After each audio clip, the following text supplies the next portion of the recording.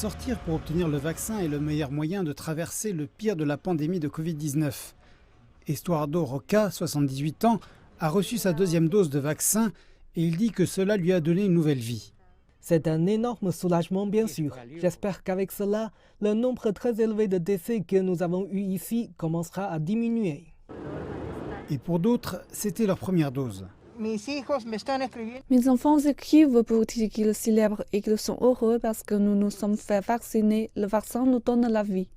À ce stade-ci de la vaccination, 70% des doses ont été injectées grâce au service au volant et beaucoup d'autres sont venus à pied. Il y a de longues files d'attente à Lima alors que le Pérou commence à vacciner ses 65 à 69 ans. Le pays espère achever la vaccination de toute sa population âgée dans les semaines à venir. D'ici à la moitié de l'année, le Pérou vise à vacciner tous ses citoyens âgés de plus de 60 ans, la tranche d'âge la plus vulnérable de la population.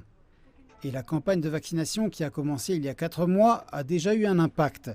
Les chiffres indiquent une diminution de 45% du taux de mortalité des plus de 80 ans qui se sont fait vacciner dès le début.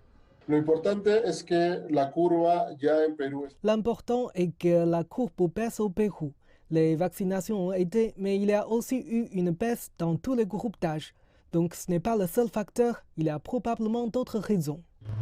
Le moment ne pourrait pas être plus important alors que le Pérou sort d'une deuxième vague brutale d'infections. Depuis le début de la pandémie, c'est le mois d'avril qui a été le plus meurtrier, avec officiellement près de 10 000 morts. Obtenir des vaccins a été la principale tâche du gouvernement intérimaire sortant du Pérou.